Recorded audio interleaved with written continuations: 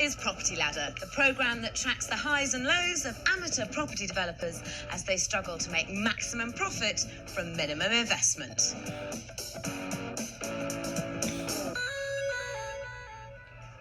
This week we're in Sydenham, South London, home to Jonathan Tops. He's looking for a new career as a property developer, and he hopes this house, which has been on the market for 6 months, will be his first success. Modernised Victorian properties are very popular in London, and this sort of house can be a developer's dream, but only if you can make a decent profit on it. So how much did you buy the house for? 127,500. Right. How much do you plan on spending on it? I think it's going to cost around about 20,000. And how much do you reckon you'll be able to sell it for? According to other properties on the street, about 170, I think. So you aim to make 22,000 if I can. Profit. That'd be nice. And is that a realistic resale figure, or is that optimistic? Well, you've got to always err on the side of optimism. I'm an eternal optimist. Okay, so it's extremely optimistic, is it? I'll stop it. Yes. Yeah, hopefully. Yeah. Okay. Yeah. Jonathan sold a house last year, giving him £58,000 of capital. But before he could buy a new property, he lost his job in advertising. Now, after 6 months of living in a friend's spare room, he's itching to get back on the property ladder and become a full-time developer. If I can set up in business fairly soon and start making a bit of money, then I should just about scrape through. I don't want to be multi-millionaire, but I also don't want to be sort of on the poverty line. Just to be able to relax at night and think I'm okay. Jonathan has a part-time job at the minute, and that plus bank loans and the money from the sale of his old house will pay for the development. The cost of the house is £127,500. That's cheap for London, but it does need a lot of work, and I'm concerned Jonathan's 6 months £20,000 development budget is optimistic. However, if all does go according to plan and he sells for £170,000, he will make a profit of over £22,000. Very respectable for a first-time developer. Fabby wallpaper.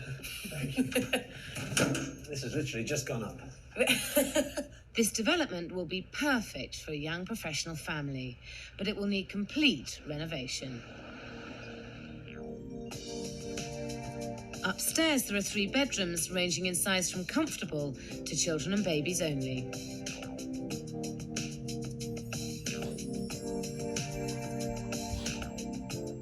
Downstairs is divided into 3 reception rooms.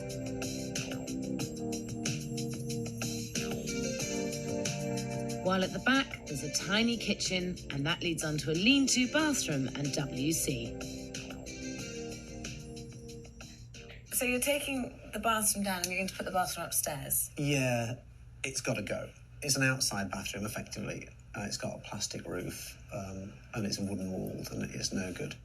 I'm going to sacrifice a bedroom upstairs for a bathroom. And the plan is to have the kitchen in this area, take the wall out and take the chimney breast out. So this becomes one large room. Right. And then there's an outside loo here, which I want to lose as well. And then up here, where all these polystyrene tiles are, I want to put a really big, nice skylight window in. Losing the downstairs bathroom will immediately increase the appeal of this house, as will the knock-through kitchen. However, I think the idea of a skylight is a wasted investment. It won't actually add any value to the property. On the other hand, I'm very impressed by Jonathan's unusual plans for the reception rooms. Well, originally, I was going to join these 2 lounges together. And I was going to have a wall, take this middle wall out. But at the weekend, I discovered that behind this wall here, I have some original banisters. And so I'd like to keep those. It'll mean that I don't knock through, which will save me a load of money.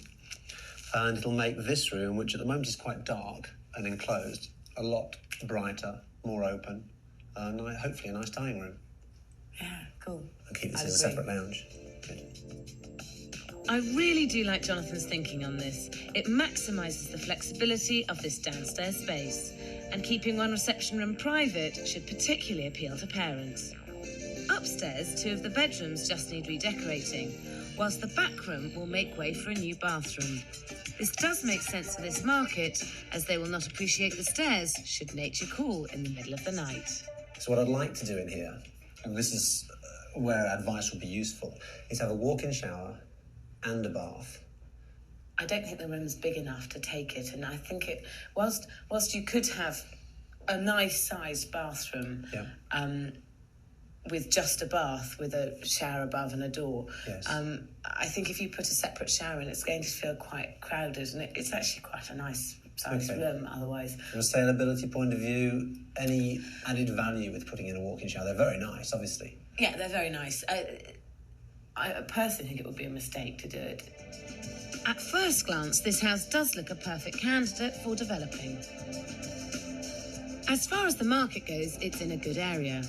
Sydenham is perfect for starter families, a young professional couple with 1 or 2 children, or a baby on the way. It's close to some very nice parks, and yet it's still less than half an hour to the centre of London. This affordable house has the potential to be a dream home, and it seems to me Jonathan does have the enthusiasm, the vision and the plans to make this conversion work. But, and it's a very big but, developing is all about making profit. And I think this house is a bad investment. I think that your resale price is a teeny tad optimistic. Yeah. Therefore, it's important to try and keep the costs as low as possible. Yeah. Do you think I've paid too much? Bearing in mind I'm going to have to spend, realistically, around about £20,000 on it. I don't think anyone who was professionally developing In their would right be mind, able you were going to say. You were going to say in their right mind. Anyone who had a brain Halfway. would actually have bought it, really. That's why it was on the market for so long. They just had no imagination, that's all. It's important to realise that anyone can make money from any property in any state, in any area, as long as they pay the right price for it. The golden rule of property development is pay the right price for the right property. Spotting the perfect property for developing requires research, imagination and practical thinking. For example, this £154,000 Brighton flat seems fine as it is, but the developer had done their homework. They knew it needed extensive damp proofing and that the professionals moving into this area of town expect ensuite bathrooms. Also, a flat of this quality deserves a better kitchen than the one that was on offer. By spending £21,000, the developer has pushed the selling price from £154,000 to £200,000. That's a healthy profit of £25,000, all because the developer paid the right price for it in the first place. You need to know what you can sell a property for before you even think about buying it. Next, you have to work out exactly what work needs to be done to get that sale price. Then you can work out a realistic budget, which will include all professional fees, loan repayments, and a hefty contingency fund. Then and only then can you work out the profit on the property. If it's an ideal investment, it should give you a return of at least 20%. Jonathan hasn't paid the right price for this house. The tired decoration and unmodernised interior may make it look like an ideal developing opportunity. But it will need a lot of work to bring it up to scratch.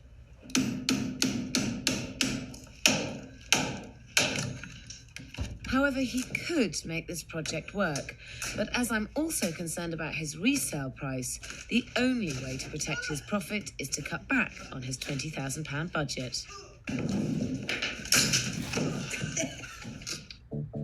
He's set aside £10,000 for modernising the house, including rewiring, new central heating and changing the layout.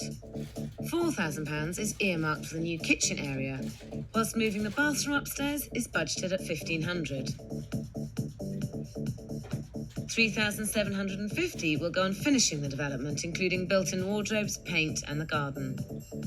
Jonathan also has another £1,000 in the kitty for contingencies, bringing his development costs to just over £20,000. I think that it's completely essential that you get these costs down as much as possible to stand a realistic chance of actually making a profit. Okay. I can see some ways of cutting costs. There, you can lose the skylight. That's the first thing you can lose on that.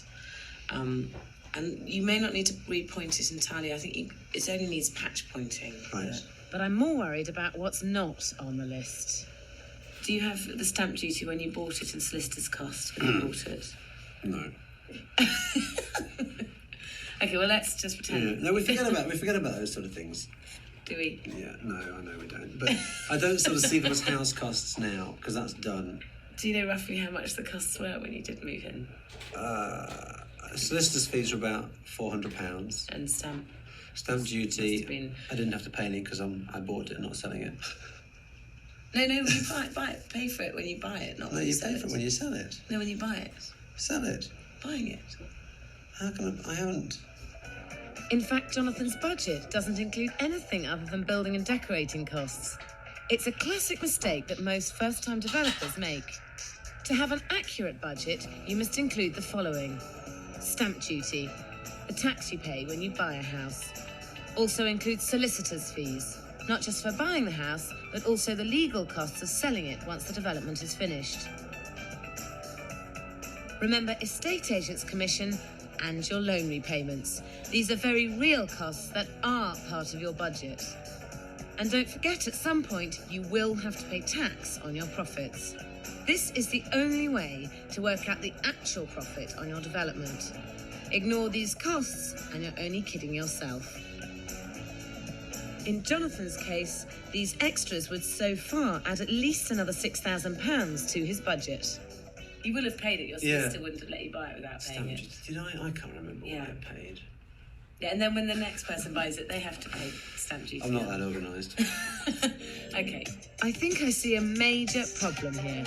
Jonathan has the creative vision to be a developer. He just hasn't got to grips with the financial side of things. And you can't have one without the other. I'm not really thinking like a developer, am I? No. I also think he hasn't realised just how bad a state the house is in. The roof in particular looks like it's had its day. Did you have a survey mortgage cost? I had a basic survey, because I knew that everything needed doing. And did you read that through? I did, yeah. It told me pretty much everything that I knew. It's an old house, it's in need of total renovation, it's essentially sound, but it's been left. So, and that's really all it said. I think it needs re-roofing. Myself. To get the maximum sale value. Yeah. By my reckoning, Jonathan could already be £10,000 over budget, and he's only just started. Things aren't looking good. It's 3 weeks since Jonathan Topps bought this Victorian house in South London for £127,500. He hopes it will start his new career as a property developer, but his profit is already under threat. However, he still can make this project work if he cuts back on his £20,000 development budget. Unfortunately, that budget is now full of holes, a bit like the roof. How bad is it? Well, basically, just by looking at it, it's come to the end of its natural life. Yeah. You've got cracked slates there all the way down. As you can see, you've got another cracked one over there. And there goes part of your roof once again. But it's best really to heck the whole lot out, redo them all again. Sure. Thanks very much. I don't know what I'm thanking you for. It's going to cost me a bloody fortune. He's quoted £4,500, which I think is reasonable. It sounds fair to me. Budget was 20, so it's another £4,500 on top. If only Jonathan had spent a few £100s on the right survey, he would have known the roof needed replacing before he bought the house. It could have saved him thousands. Before buying a property to develop, it's crucial that you know what work needs to be done in order to maximise your profit. The safest way to avoid making a big mistake is to pay for a full survey. Jonathan did have a valuation survey. It's the one insisted upon by the mortgage lenders, but it's next to useless for a new property developer. All it effectively does is tell your lender if they'll get their money back should they have to repossess the property.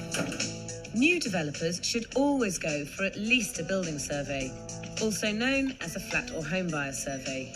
This fuller report on your property costs between £500 and £800, but the surveyor should list everything that needs to be done to the house and give you an honest evaluation as to how much it's likely to cost.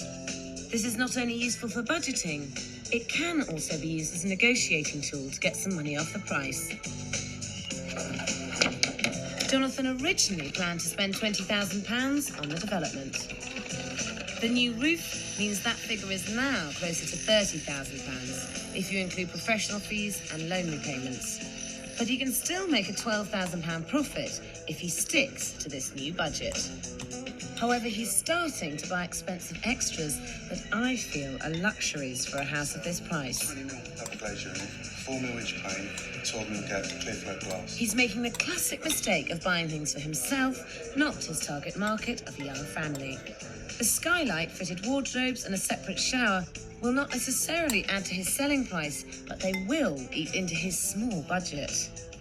His best friend Helen, an interior designer, recognises this, but can't persuade him that a walk-in shower is a waste of money. Sarah said no. Right. Why? Because I run a lot and cycle a lot. Yeah, but it's not your house. I think you can get some really good showers fitted in the end of the bath that will do just the same sort of job. Don't like them. You're not getting emotionally attached now, are you? No. I think you are. Might be. Great. So he's now bought two things I told him not to. I can hear Sarah saying it. Well, he didn't listen to Well, my I don't advice. care about her because she's smaller than me. Jonathan, what's this? That's, what is that? You've a shower. bought a shower. Did I order that? You're I don't putting a recall. shower in then, are you? Yeah. Okay. Thank How you. much did it cost then? Well, in true womanly terms, it's not what I spent, it's what I saved. Right. So the bath and the sink and the toilet and everything are all ex-display, Right. which means they were less than half price. Yeah. So that meant I could afford to have the shower and still spend less money. But you than could I have would still saved money, more money. Yeah, but I love showers and I hate baths. But the point is that I'm... I know, no, not another word. You're wrong. Jonathan has wasted an ideal opportunity to save some money, and he really needs to. One of the reasons he's so attached to these extras is that he's lived in a friend's spare room for the past 6 months. He can't help but buy things for his own vision of the perfect house. It's understandable, but it doesn't work if he wants to be a property developer. You know, I'm not saying that the house isn't going to be beautiful, because I'm quite certain it is. But at the end of the day, you have to work out whether you're doing this for profit or whether you're doing it because it's your home and you just like it like that. There's a bit of that in it, but then I think you do need to put something of yourself into a property. If you don't, I think it But not looks to soulless, it feels soulless. But not to replace the profit. No. What's bothering me is, as the costs go up, obviously the resale price stays where it is, and your profit margin, which was small, is sort of disappearing almost. Yeah. Jonathan needs reminding just how much he can expect to get for his development. If only to stop his budget rising so much, he spends all his profit. That means checking out the market, and we're starting with a similar-sized house further up Jonathan Street. So what do you reckon? Looking at the property around about sort of late 160s, maybe even 170. Do you think? Should be around about even 165. Having seen Jonathan's house on the other side of the road, do you think that would be worth how much? Same as this. If you'd done it sort of, I'm sure it'd be as nice as this, but around about the same sort of price. Definitely sort of put it on the market for 170. Yeah, all right. Great. Okay, I've got a little bit more space over there. I've just got one extra room out the back. Right, on the ground floor. I don't know if it makes any difference or not. But, not no more than sort of 170 would really be the max. all right. If I could get to 180, then I'll be delighted, absolutely delighted. But I do need to be realistic. Yeah, because every area is going to have its ceiling. Every street's going to have Yeah. its ceiling level, and that's obviously what it is. It's 170, and 175 is with a bit of a wing and a prayer. Very much it is. You'd be very lucky. So in Jonathan Street, it looks like the ceiling price is £170,000. In other words, the top price a property will sell for. It also means Jonathan can still make a profit, but he's hoping to sell for more than that because the market is rising and he's seen other nearby properties selling for almost £200,000. It's probably only 200 yards away, Yeah. I guess, as a crow flies, but it's just pretty. It is pretty. Yes. So this house, you've just got under offer, is that right? That's correct. And how much is under offer? This is under offer 489,000. Right. Golly. And so the Highclere Street, where Jonathan's house is, how much do you think the houses there would be worth? Taking location into consideration, I would say at a maximum, in very good condition, at around 165,000. It looks like Jonathan's hoped for sale price is over-optimistic. And if his house goes for just £165,000, it would seriously damage his profit. You have to be realistic when working out your sale price. Listen to the estate agents. They sell houses every day and they know the market. Keep your research local, preferably to the street you're in. Prices can vary wildly even in a small area. Stick to that sale price. Don't use a rise in the market as an excuse to overspend. And don't bet on a rising market. If your sale price goes up, so will everyone else's, meaning the next house you develop will cost more money to buy. The news hasn't been good for Jonathan, who's funding this development with a part-time job. However, he could still make a profit of £10,000 if he stops spending and sells at the ceiling price of £170,000. But to get that top price, his house will have to be irresistible to his target market of a family. The kitchen will play a key part in this, but I think he is not making the best use of the available space. We spoke to the guys who are going to be putting the kitchen in a little while ago when this wall was here. And I thought if I have a unit, a work unit there with a fridge freezer underneath, it means it's a breakfast bar, so people could eat there if they wanted to. Why do you want to carve the room in half? That seems such a shame. Now you've got a nice room. Because I wanted to have almost a kitchen diner, so that wanted to be like a garden room. Jonathan's idea for a breakfast bar looks fine on paper, but in 3 dimensions, the problem becomes immediately apparent. Having knocked down a wall in here to maximise the feeling of space, Jonathan will effectively be putting up another one. It will cut the kitchen in two, diminish the effect of the French windows, and make the room so small you couldn't have a table. It could alienate a large part of his market. I'm just concerned about having a breakfast bar carving this room in half. It's not that big a room, and once you've got a kitchen units here, you then have a space for a table and chairs. And No, have more this is people not going to be eating. the dining room. This is just going to be But that's a how little people live breakfast it. room, I suppose. But that's how people really live in a house, don't they? They eat in their kitchen nowadays. I don't know, because this room next door is as close to my kitchen as that room is, but I wanted that as like the garden room so you could sit and have drinks or nibbles and snacks, but eat in there. Jonathan feels his dining area will be perfect because it's right beside the kitchen. But that's not the same as being in the kitchen, and that's important, particularly to parents of young children. I feel versatility is the key, and he should have units either side, leaving the space at the back for a sofa or a table. In other words, the kitchen dining area the modern family wants. But sometimes you can be too close to something to see the most obvious solution. I put table and chairs in there, then I've got a spare room effectively next door. I don't want to have 2 sets of dining. But this is to sell, and it's. Don't forget that.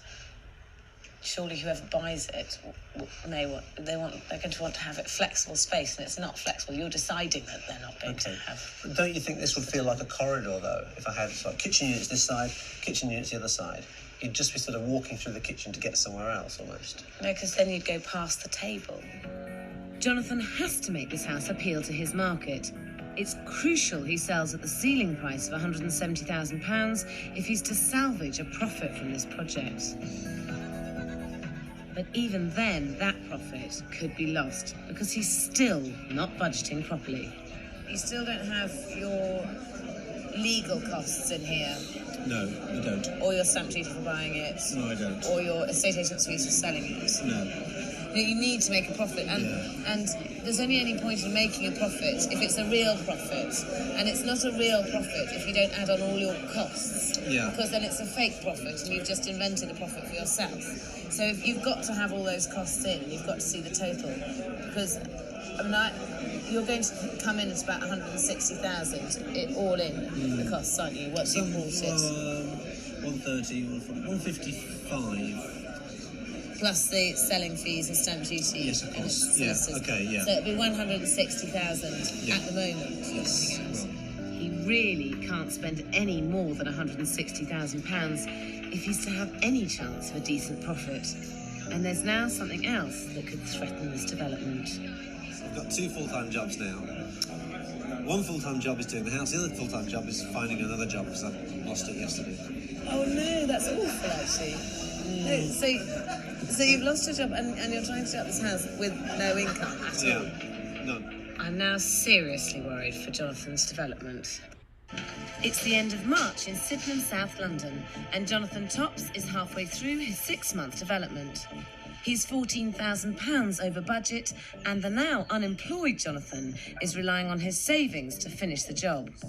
Along with his interior designer friend Helen, he's creating a home that should appeal to a young professional family. Gender specific. Not a little girly, sort of. If it was pink, it'd be girly, but I don't think it is. I think it's... But being out of work hasn't stopped him spending, and his budget is continuing to rise. We sell a lot of those fireplaces to Victorian Edwardian terraces. That wouldn't look properties. No, not at all. His profit is slipping away, but Jonathan feels his luck is about to change because the end of March sees Sydenham declared a property hotspot. They're saying that scientists think they have cracked the formula for predicting where property values will rise. They've put in something like 155 separate statistics to come up with places that are up. And on the up, Sydenham. No. SE26. No. And there it is, look. Yeah, I know. Oh, fantastic. Well, that makes you feel a bit more positive, doesn't it? Yeah. It's surprising. Maybe you should laminate that and have that on the front door every time you come in with your little glum face, and you'll think, That's it. there's my gold. Even in somewhere as expensive as London, there are still areas ripe for property developing. But how do you know if an area is up and coming? The property sections of newspapers are obviously a good start, but the internet will also carry news about how the market is performing. Investigate neighbourhoods next to more expensive areas. Eventually, high house prices will force buyers to look further afield. And then there's the high street. Look out for new coffee bars or upmarket shops opening. In Sydenham, the council have even helped pay for new shop fronts in a bid to lift the image of the area. I would never advise relying on a rising market to make a profit or using it as an excuse to increase your budget. But this upturn in Sydenham's fortunes could save Jonathan's development. And I really don't want him to lose money because the house he's creating looks fantastic. Wow, let's see, I want to see it. Okay. Where do you want to go? Oh my word. Wow. And you put the skylight in. Yeah, went for it. Good idea, bad idea? It looks great. I mean, it absolutely looks fantastic. I still don't think you needed to do it. No. But it does look amazing. The structural changes have opened up this once dark claustrophobic building, with the kitchen area now very much the focus of the house. My only concern here is the proposed breakfast bar, which I feel would once again cut this room in two. Last time I saw you, you were going to have a peninsula unit in the middle of the kitchen. Have you decided to go with that? Against it. You're going against it? Yeah. What a good boy. Taking your advice. We'd worked it all out, designed it with the kitchen guys and everything, and it did fit. But then I got a load of timber, planks of wood and cardboard boxes and everything, and effectively built the kitchen. So you built a Blue Peter kitchen? Yeah, exactly. Fantastic. But it worked, it really worked. What a good idea, that's brilliant. Because I had marked it out before, but from down there to up here is a big, big difference. And so it would have come to about here, and the gap was going to be bigger than a conventional door, but it would have made it a little bit of a chicane to get through and out. Credit where credit's due. By losing the breakfast bar, Jonathan is offering his market the maximum amount of flexibility. He might not want to use the space at the back for a table, but now he's giving the option to whoever buys the house. Upstairs, Jonathan's new bathroom is also taking shape, including the walk-in shower I've always felt was a wasted investment. There's enough space for it. Yeah, I still think that you would have sold the house for the same amount of money without a separate shower. You're probably right. And therefore it wasn't necessary to do it in terms of property developing. But whoever buys this house is going to love you for it. You can't fault the redesign of this house, but good design is only part of successful developing. At the end of the day, it's about making a profit, and that's where we have a problem. Jonathan still has a very selective approach to budgeting. I started out at 20, and it's probably going to go to something like 28, something like that. But I had the roof, remember, which I wasn't bargaining for. And is 28,000 including the fees? No, haven't included that, obviously. I never do. You know that. I never include the fees. I just forget about those. So we're talking about kind of 33, 34, probably. Will it be that much? Yeah, probably. Realistically, yes, it will be. Are you a bit scared by the amount you've gone up? Don't think about it. No, because I've got to keep going. But it is nearly half your budget again you've spent, isn't it? It's a learning process. This is the first one I've done, so get on with it. God, you're more rabbit than Sainsbury's, you know. More rabbit than Sainsbury's? Yeah, I've not heard that. Chad and Dave. Looking around the property, I've now no doubt that Jonathan has the vision and ability to transform rundown houses into beautiful, desirable homes. He's also saving a fortune by doing a lot of the work himself. However, his dismissive approach to his finances could still threaten his new career as a property developer. Being a property developer is just like running any other business. It's a minefield of loans, accountants and taxes. And you need to deal with all these issues before you can even start thinking about your profit. If you're going to give up your day job to do this full-time, you have to know exactly what you're doing in the following 5 areas. Money. Do you have enough capital? Not only will you need to buy your property, but you'll have to live off your savings whilst you're working on your project. Income. How much money do you need to live on? And how many properties will you have to develop a year to get that money? Profit. Remember, you can't spend all of it on yourself. You're going to have to invest on your next project and put some aside for a rainy day. Tax. You can't run away from it. You'll pay tax on your profits, tax for your builders, and VAT on your bills. You have to have an accountant. A long-term plan. You might be starting with one property, but where do you see yourself in 5 years' time? And how are you going to achieve that? This will be one of the first questions your bank's business advisor will ask you. Thankfully, Jonathan is finally facing up to this practical side of being a developer. What's the difference between making it work and just sort of doing it? Well, I mean, the first thing I say is it's not nearly as easy as it sounds or seems, really. And don't forget, all your profit is gross anyway, so you have to pay tax on that. Then you have to pay your salaries and national insurance on your salaries, and you need to be turning over X amount of properties a year to be able to make enough money to survive. I mean, I could do the house a lot quicker if it was full-time, but it wasn't initially. It was just part-time. I'm spending more time on it now while I'm looking for work. And there's not a number of houses that you need to turn over to make it work. There's an amount of, it's just like any company. If you're selling pyjamas and you're making 10p profit per pyjamas, you've got to sell a lot of pyjamas. If you're selling pyjamas and you're making £20 profit per pair of pyjamas, you don't need to sell as many pyjamas. Learning the importance of financial planning has been a painful process for Jonathan, but he is doing something about it by enrolling in a part-time business course. Without doing this, I would just go into the business, I think, sort of blind in a way, not knowing anything about the costs involved, people you need to inform as to when you're starting up, i.e. the Inland Revenue, Social Security. There are different levels of national insurance, which one you should be paying, what you need to pay in order to keep your pensions going and all this sort of stuff, state pensions. There's vast amounts of information. I hope this course will change the way Jonathan deals with his finances. This project has to work if he's to continue being a developer. Jonathan's now almost £15,000 over his planned redevelopment costs. But with no job, he's having to use savings to pay off his loans. And as the budget continues to rise, the savings are dwindling. I'm starting to feel the strain somewhat. On the days that I come down the house, I come down as early as I do because the time I spend lying in bed just worries me.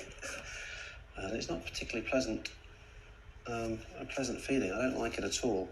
I'm used to being employed, and this unemployment, it's dreadful. It really, really shakes your confidence. Every development includes bouts of depression. So it's important Jonathan realises just how far he's come in the last 4 months. This is this room. Before it was like this. Look at that. It was so tiny. It felt so small. So small. And now it feels like cavernous. And it's about to feel even better as the made-to-measure kitchen has now arrived. In fact, the whole house is now in its final few weeks of being transformed from a rundown wreck into a bright, modern family home.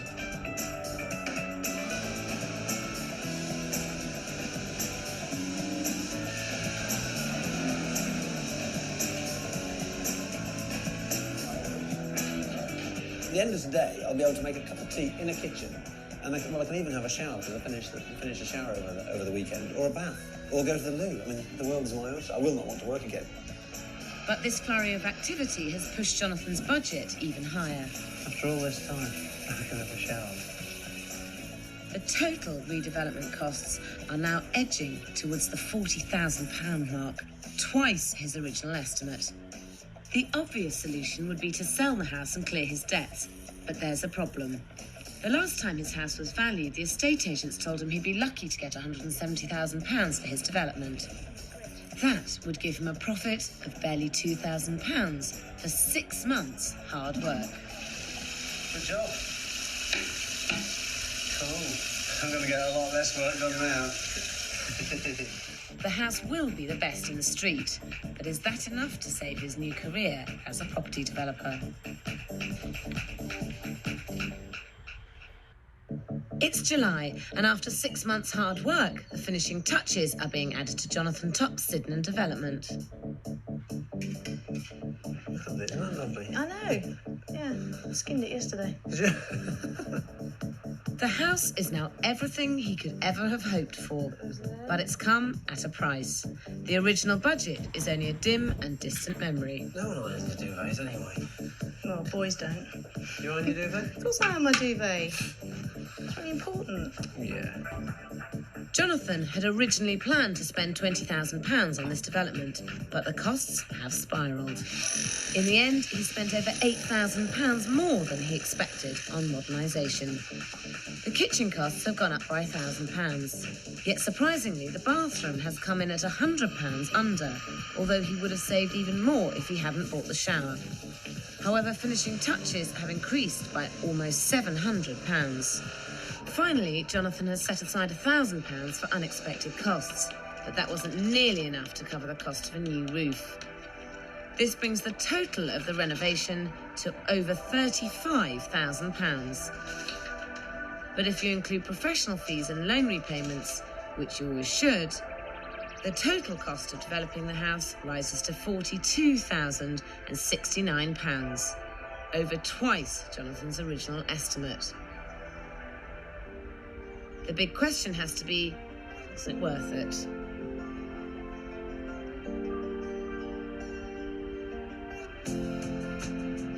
Outside, the new roof and repainted windows offer a hint of the transformation this house has undergone. But it's only when you go inside that you realise Jonathan has created the perfect first home for a starter family.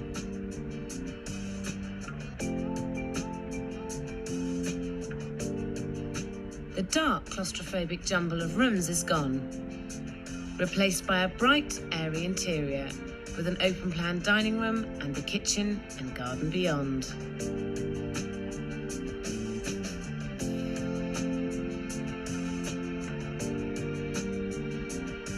Jonathan's clever reorganisation of the downstairs space means the front room becomes a grown-up sanctuary, An oasis of calm where parents can escape to of an evening. The rest of the downstairs is family heaven. The back of the house has been transformed beyond recognition. This kitchen diner's simple layout is the best use of the available space. And the deceptively spacious dining area leading onto the garden could sell the property by itself. The low-maintenance garden is another selling point. Few flats in this price bracket could offer such a large, secure outside area. Once again, it's perfect for the family market, although the hammock will appeal to any buyer. Getting rid of the makeshift lean-to bathroom has allowed Jonathan to realise the full potential of this garden. He's had to lose a bedroom upstairs, but the new bathroom that takes its place means he won't lose a single penny on his sale price.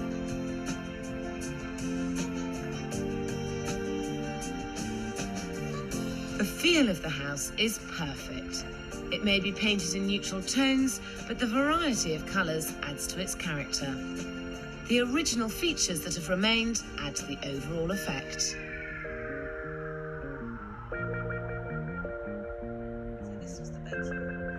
This house should sell itself. Oh, it's looking fantastic. It's a beautiful family home, but is it a successful development? Jonathan bought the house for £127,500 and budgeted £20,000 to redevelop it. But the final costs are more than double that. So his total investment in the property is £169,500. But during the development, estate agents weren't optimistic about a much higher sale price. Taking location into consideration, I would say at a maximum, in very good condition, at around 165,000. 170 would be the max. All right.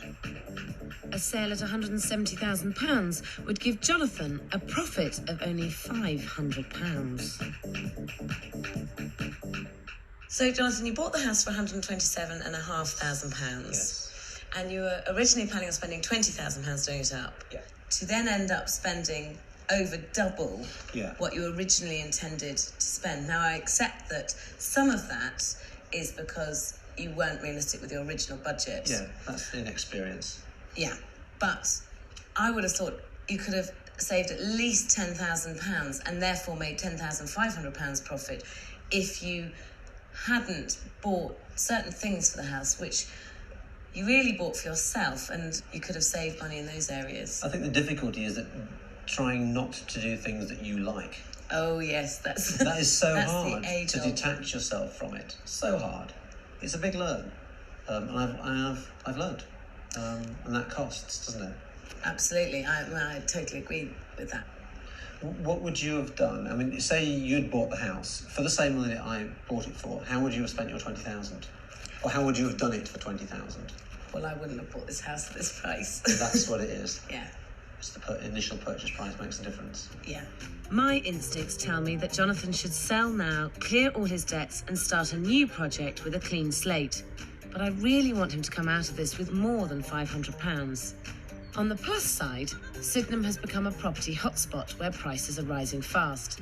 And although I would never recommend relying on the market for a profit, could an estate agent now sell this house for more than £170,000? Decided to keep separate dining room and lounge. I think that's quite wise. If you do have children or a child, you've got a room that you can actually shut off from the rest of the house. They've got plenty of space out there, and this is just your haven, really. You've got everything you need as a guest room or as, the children's room or whatever. You've got ample space. It's good that you've managed to get the shower in here as well. You like that? Again, with professional young couples, which is a type of market I think you're looking at, they're really going to appreciate something like that. Now is the time that you can ask the very best price. Yeah. And I think at 179,950, we wouldn't be too far out. The market is very strong now. The way your house is looking, I'd definitely say to you, you could market it for about 190, maybe even 195. You've got a huge falling off factor here. Okay. And there's every chance that somebody will come in, look at it and say, well, look, we love it. And I would certainly say to you a marketing figure in excess of 195, somewhere around a figure of 196, 950. I mean, I'd have to say this is a very saleable property and I'll be very happy to sell it for you. Just give me the chance.